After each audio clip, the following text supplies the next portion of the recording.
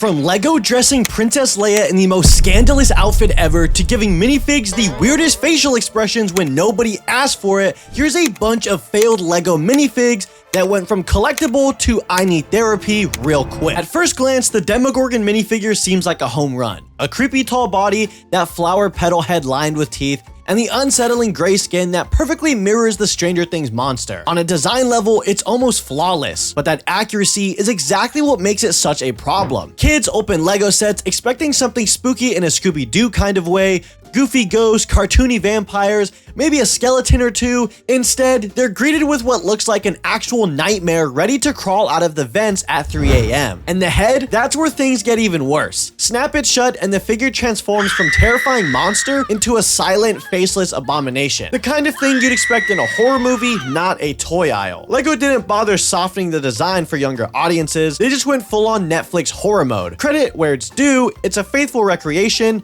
but no kid was ever asking for psychological trauma neatly packed into a LEGO box. On paper, this one sounds harmless enough. A minifig dressed in a festive little snowman suit, complete with a removable carrot nose. At first glance, it's meant to be charming and jolly, the kind of seasonal figure you'd expect to find next to Santa or an elf. But the second you take that carrot off, the illusion shatters. Instead of a cheerful snowman, you're left staring at a human face crammed inside the suit, with one lonely eyeball peeking through the hole. Suddenly, it's less holiday spirit and more, why does this feel like a horror short on YouTube? The whole thing ends up looking like LEGO tried to channel Olaf's friendly vibe, but overshot straight into nightmare territory. That wide, empty snowman head, paired with the uncanny human face behind it, feels wrong in a way that sticks with you. Cute from the outside, sure, but once you glimpse at what's inside, it stops being festive fun and starts reading like straight up creepypasta. Most LEGO Star Wars minifigures go down as classics, but the 2006 Leia is remembered for all the wrong reasons. On paper, it was just supposed to be her iconic slave outfit from Return of the Jedi. In execution though, the torso printing went way too far into detailed territory. Instead of reading as a stylized minifig, it looked oddly mature, like LEGO accidentally made a bikini-clad toy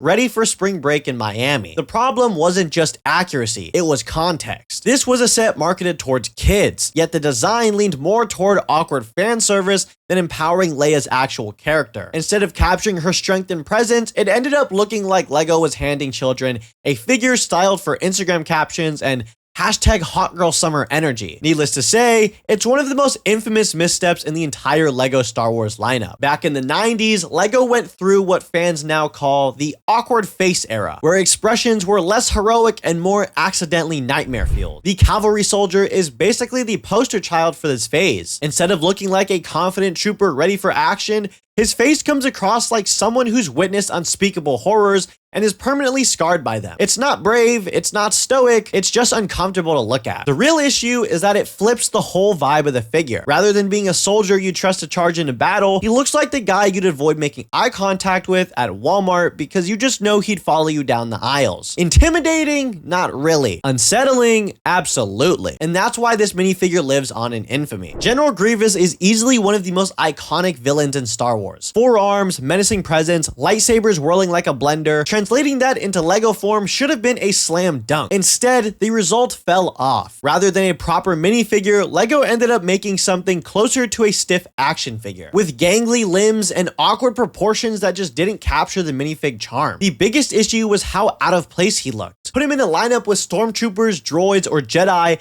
and Grievous doesn't even look like he belongs in the same universe. It's almost like he wandered in from a knockoff brand trying too hard to be edgy. Great concept, sure, but in practice, this version of Grievous lands squarely on the what were they thinking list. Sam Sinister was meant to be LEGO's big bad guy of the adventure line, a suave top hat wearing villain with an evil grin and shady intentions. On paper, it should have worked, a proper mustache twirling rogue to oppose Johnny Thunder. But instead of coming across as charmingly sinister, his design landed way too close to creepy guy your parents warned you about. Even as a kid, something about him just felt wrong. The shifty smile, the formal but grimy look, the whole vibe screamed less cartoon villain and more mascot for stranger danger. Sure, he was supposed to be evil, But LEGO unintentionally gave him an aura that was unsettling in all the wrong ways. Instead of fearing his schemes, kids were just left thinking, I don't trust this guy at all. Yes, the 1990s, a time when LEGO was still experimenting with themes and unfortunately missed the mark completely. Case in point, the so-called Ooga Booga figure. Instead of being a respectful nod to tribal aesthetics, the design leaned hard into exaggerated features and clown-like face paint that came off as more caricature than character. Even by kids' toy standards, it was less fun adventure and more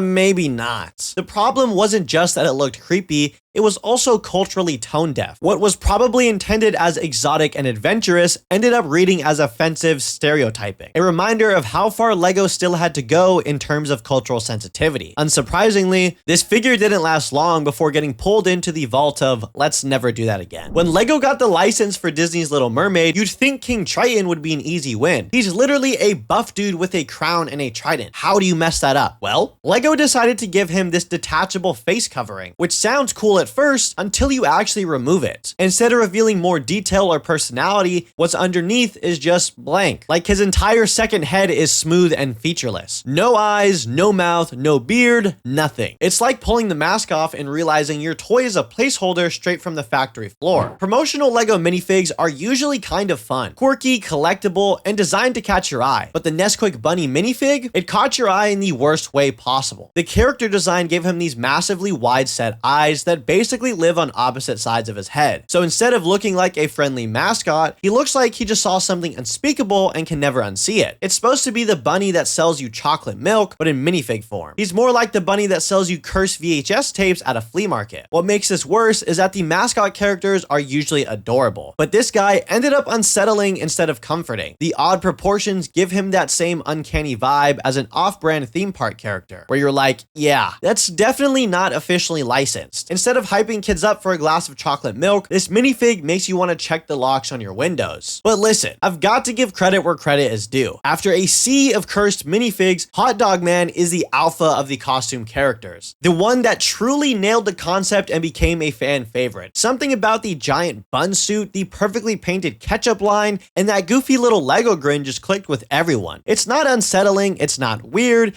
it's just pure LEGO humor at its best. He's one of those figures that instantly became a meme, and you still see him pop up in custom builds, YouTube videos, and even LEGO's own advertising. Hot Dog Man is proof that the costume gimmick could work. It just needed to be handled with restraint. Instead of being creepy or overwhelming, he's genuinely fun to look at. And he's so iconic, you could drop him into any LEGO set, even a serious one, and people would still cheer. Stick him in a Star Wars battle pack, and he'd steal the spotlight from Darth Vader himself. He's the exception that proves the rule. Not every costume fig is cursed. Now, if there's one LEGO flop that deserves its own museum exhibit, it's Galidor. This was LEGO's attempt to break into the action figure market in the early 2000s. And let me tell you, it was a disaster. Instead of building sets and minifigs like LEGO fans were used to, Galidor figures were these clunky, chunky, barely customizable dolls with swappable body parts. One character literally had airplane wings for arms. Another one shot foam bullets. If that sounds like it doesn't feel like LEGO, that's because it didn't. You could barely even call these things builds. The line was so far removed from what LEGO actually stood for that it completely alienated fans. Kids didn't want Diet Bionicle with human faces, they wanted bricks and minifigs. Galidor flopped so hard that it's still used as a cautionary tale whenever LEGO experiments too far outside its comfort zone. Even LEGO themselves seem embarrassed by it now. It's the Voldemort of their history. You don't talk about Galidor unless you're specifically listing LEGO's biggest mistakes. The Shark Suit minifig is one of those characters that seems fun until you look just a little too closely. At first, it's a funny costume fig like Hot Dog Man, a guy inside a goofy shark suit, but then you do what every kid does. You pop the mask off, and suddenly you're staring at a sweaty human face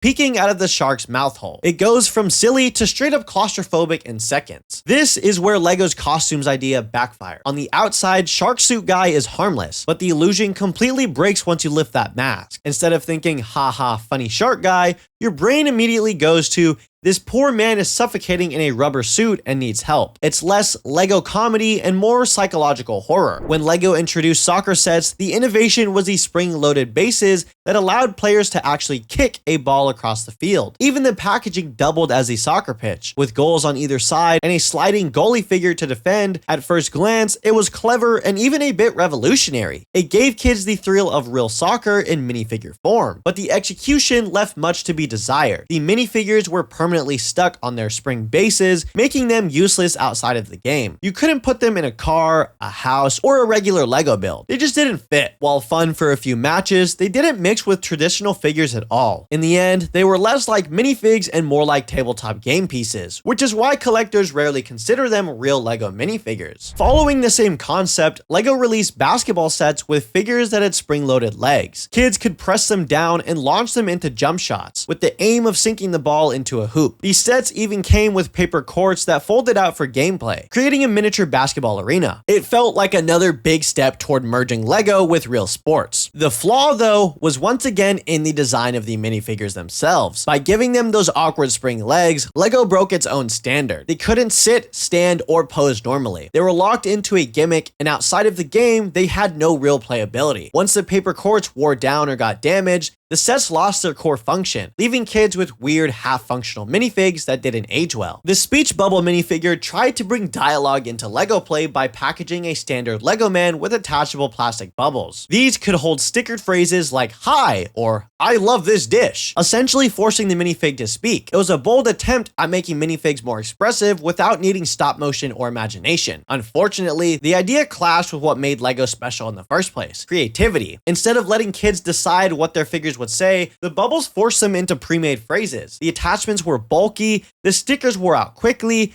and it all felt more like a restriction than an addition. What should have been a fun enhancement instead stifled imagination, making this one of LEGO's stranger failed experiments. Before LEGO perfected the modern minifigure, they experimented with prototypes that lacked arms, legs, and even printed faces. These early figures were little more than one-piece dolls meant to slot into vehicles, representing people in the most basic way possible. At a time when LEGO was still developing its identity, it was their first attempt at bringing characters into the brick world. Unfortunately, they just didn't connect with kids. Without articulation or personality, they felt lifeless and awkward. They didn't really feel like characters, and because of that, they didn't encourage storytelling or roleplay. As a result, these prototypes ultimately failed, but their failure was necessary. It pushed LEGO to evolve into the articulated, expressive minifigure design that became a worldwide icon in 1978. The glow-in-the-dark mummy was a rare minifig released in a small set, and at first, it looked like it had real potential. Glow-in-the-dark elements always sound appealing, especially in a spooky theme. Kids imagined this figure lighting up their nighttime adventures, making it a standout collectible. But the glow effect just didn't hold up. It only worked briefly, faded fast, and needed to be constantly charged under a lamp. Without the glow, the mummy was just another ordinary figure. Instead of feeling like a prized collectible, it ended up more of a novelty item that couldn't live up to expectations. Bundled with the glow-in-the-dark mummy was a skeletal horse, also designed to glow faintly in the dark. The idea was spooky and atmospheric, tying into LEGO's fascination with supernatural themes. Kids imagined it galloping through dark castles or graveyards, glowing eerily alongside its rider. The execution, however, was underwhelming. Just like the mummy, the glow effect faded quickly and didn't justify the figure's rarity. Once the novelty wore off, the horse felt like a weak gimmick rather than a valuable part of the set. Instead of being remembered as a highlight, it ended up as another forgotten experiment in LEGO's long history of glow-in-the-dark elements. One of the strangest LEGO Star Wars minifigures ever released came in the 2000 Mos Espa Padros set, Galidor Bido. Instead of designing a new mold, LEGO simply recycled an old Aquazone Hydronauts helmet and slapped it onto a minifig head. The result? A podressing alien that looked more like a deep-sea diver crossed with a mutant insect. The mismatched parts didn't even remotely resemble the actual Star Wars character, leaving collectors scratching their heads. Fans quickly labeled Galidor Bido as one of LEGO's most cursed creations. Its weird design has earned it ridicule for decades, and while it's technically rare today, the figure is treated more as a joke than a treasure. Collectors buy it out of curiosity, not admiration. And it's consistently ranked among the most laughably bad Star Wars minifigs of all time. Gasango, another pod racer pilot from the same set, was ambitious in concept but failed spectacularly in design. LEGO attempted to capture his 4 arms by designing a custom torso piece with extra arm connection. Unfortunately, the figure's printing was so plain and lifeless that the character looked unfinished, more like a prototype than a completed minifigure. At the time, fans were underwhelmed, and hindsight has only made the disappointment clearer. Compared to today's highly detailed Star Wars aliens, this Gasgano figure feels like an afterthought. Instead of looking like a sleek pod racer, it resembles a generic blank slate alien. While innovative in theory, it has gone down as one of LEGO's weakest early Star Wars minifigs. LEGO's first attempt at the troll from Harry Potter and the Sorcerer's Stone came in 2002, and it was not a good look. The figure featured a bulky one-off molded torso and head, but the proportions were all wrong. The body was blocky and stiff, while the head had a goofy, almost comical face. Instead of a menacing monster, fans got what looked like a Halloween prop designed for laughs. Reception was harsh when it released, with fans calling it inaccurate and ugly. Over time, however, the figure has gained a cult following as a so bad it's good relic of LEGO's early Harry Potter line. While still regarded as one of the worst creature builds in the theme, it now fetches high aftermarket prices simply due to rarity, not because of quality. By 2005, LEGO was experimenting with new facial prints, but one of the most infamous results came in Rescue from the Merpeople. Hermione's face print featured a bizarre open-mouthed smile and oddly angled eyebrows, making her look more like a knockoff toy than an official LEGO release. Instead of resembling Emma Watson, the figure looked unsettling and bootleg-like. Fans widely panned the minifigure, and to this day, it remains a meme within the LEGO Harry Potter community. It's consistently ranked as the worst Hermione ever made and serves as a reminder of LEGO's awkward mid-2000s design era. Even collectors who own it usually keep it for the comedy factor rather than admiration. Just 2 years later, LEGO continued the trend of questionable Harry Potter faces with the 2007 Ron Weasley. This figure used the same off-putting style as the infamous 2005 Hermione, with sunken eyes and a strange cracked lips expression. Instead of capturing Ron's youthful look, the figure gave off a sickly, unsettling vibe. Fans often group this Ron together with the 2005 Hermione as examples of LEGO's worst minifigure designs from the franchise. The two are remembered as the cursed duo of LEGO Harry Potter, representing a period where facial prints consistently missed the mark. While Ron has seen much better updates in later years, this 2007 version remains infamous for all the wrong reasons. So which minifigure do you think failed the most? Let me know in the comments below, and remember to subscribe.